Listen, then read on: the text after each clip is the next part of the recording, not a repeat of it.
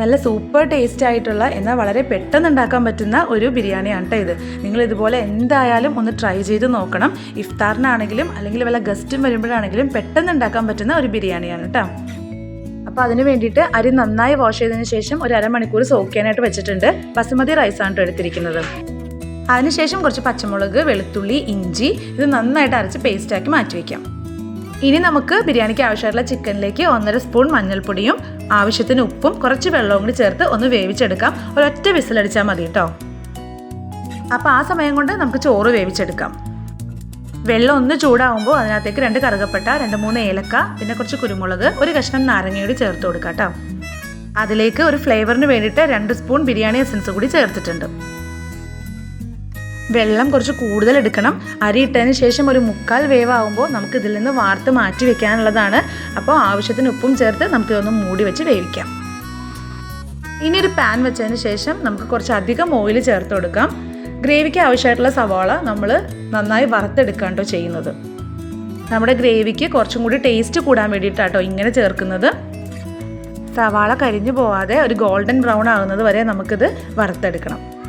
അപ്പോൾ ഈ ഒരു കളറാണ് കേട്ടോ ഇതിൻ്റെ പാകം. ഇനി നമുക്കിത് കോരി മാറ്റാം. ഇനി ബാക്കിയുള്ള സവാളയും കൂടി ഇതിനകത്തേക്ക് ചേർത്ത് കൊടുക്കുക. ചോറിലേക്ക് ഗാർണിഷ് ചെയ്യാനുള്ള സവാള കൂടി ഇതിൻ്റെ ഒപ്പം നമുക്ക് പൊരിച്ചെടുക്കാം കേട്ടോ. ആ ഓയിലിൽ തന്നെ റൈസിലേക്ക് ആവശ്യമായിട്ടുള്ള കാഷ്നട്ടും കിസ്മിസും നമുക്ക് വറുത്തെടുക്കാം. ഇതും ഒരു ഗോൾഡൻ ബ്രൗൺ ആകുമ്പോൾ നമുക്ക് കോരി മാറ്റി വയ്ക്കാം കേട്ടോ.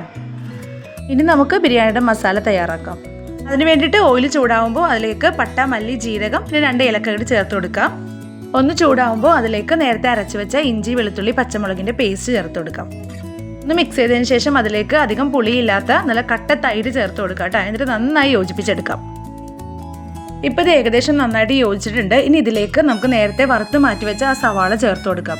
അപ്പോൾ റൈസിലേക്ക് ഗാർണിഷ് ചെയ്യാൻ ആവശ്യമായിട്ടുള്ള സവാള ഒഴിച്ച് ബാക്കി മുഴുവൻ സവാളയും നമുക്ക് ഇതിനകത്തേക്ക് ചേർത്ത് കൊടുക്കാം.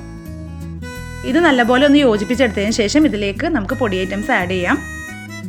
അതിന് വേണ്ടിയിട്ട് 2 ടേബിൾ സ്പൂൺ മുളക് പൊടി, ഞാനിവിടെ കാശ്മീരി പൗഡർ ആട്ടോ എടുത്തിട്ടുള്ളത്, 1.5 ടേബിൾ സ്പൂൺ മല്ലിപ്പൊടി, 1/2 ടീസ്പൂൺ മഞ്ഞൾപ്പൊടി, 1/2 ടീസ്പൂൺ ബിരിയാണി മസാല, പിന്നെ ഒരു 1/4 ടീസ്പൂൺ പെരുംജീരക പൊടിയും കൂടി ചേർത്തിട്ട് നന്നായിട്ട് ഇതൊന്ന് മിക്സ് ആക്കി എടുക്കാം.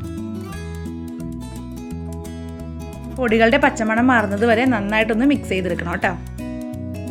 ഇനി ഇതിലേക്ക് നമ്മൾ നേരത്തെ വേവിച്ച് വെച്ച ചിക്കൻ ആഡ് ചെയ്ത് കൊടുക്കാം. അപ്പോൾ ഞാൻ ചിക്കൻ വേവിച്ച സമയത്ത് ഉരുളക്കിഴങ്ങ് കൂടി വേവിച്ചിട്ടുണ്ടായിരുന്നു. ഇത് ഓപ്ഷണലാണ്, നിങ്ങൾക്ക് ആവശ്യമുണ്ടെങ്കിൽ മാത്രം അങ്ങനെ ചെയ്താൽ മതി കേട്ടോ.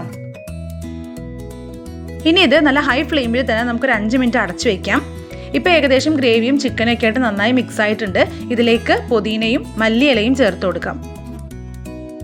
ഇപ്പോൾ നമ്മുടെ ഗ്രേവി ഇവിടെ റെഡി ആയിട്ടുണ്ട്. ഇതിലേക്ക് നമുക്ക് റൈസ് ആഡ് ചെയ്ത് കൊടുക്കാം. അപ്പോൾ ഒരു 1/4 ഭാഗത്തോളം വേവായിട്ടുള്ള റൈസാണ് ഞാൻ ആഡ് ചെയ്ത് കൊടുക്കുന്നത് കേട്ടോ. അപ്പോൾ മുഴുവൻ ചോറും നമുക്ക് ഇതിൻ്റെ മുകളിലേക്ക് തന്നെ ഇട്ട് കൊടുക്കാം കേട്ടോ.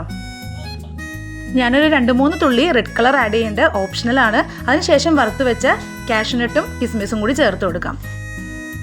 ഗാർണിഷ് ചെയ്യാനുള്ള സവാളയും പിന്നെ അതിൻ്റെ മുകളിൽ മല്ലിയിലയും കൂടി ചേർത്തിട്ട് നമുക്കിതൊന്ന് മൂടി വയ്ക്കാം. ഇനി ഇത് ഒന്ന് ദമ്മാക്കാനായിട്ട് ലോ ഫ്ലെയിമിലിട്ടതിന് ശേഷം ഒരു പഴയ അലുമിനിയം പാത്രത്തിൻ്റെ മുകളിലേക്ക് നമുക്ക് ഈ റൈസ് എടുത്ത് വെക്കാം. അപ്പോൾ വീഡിയോ കാണുന്ന എല്ലാവരും ഒന്ന് സബ്സ്ക്രൈബ് ചെയ്ത് സപ്പോർട്ട് ചെയ്യണം. പിന്നെ ഇതുവരെ ഉണ്ടാക്കി നോക്കിയിട്ടില്ലെങ്കിൽ മസ്റ്റായിട്ടും ട്രൈ ചെയ്യണം. നല്ല ടേസ്റ്റാണ്. നിങ്ങൾ ഉണ്ടാക്കി നോക്കിയിട്ട് നിങ്ങളുടെ അഭിപ്രായങ്ങൾ കമൻറ്റ് ചെയ്യണം. ഇഷ്ടമാവുകയാണെങ്കിൽ തീർച്ചയായിട്ടും ലൈക്ക് ചെയ്യുകയും ഷെയർ ചെയ്യുകയും ചെയ്യണം കേട്ടോ.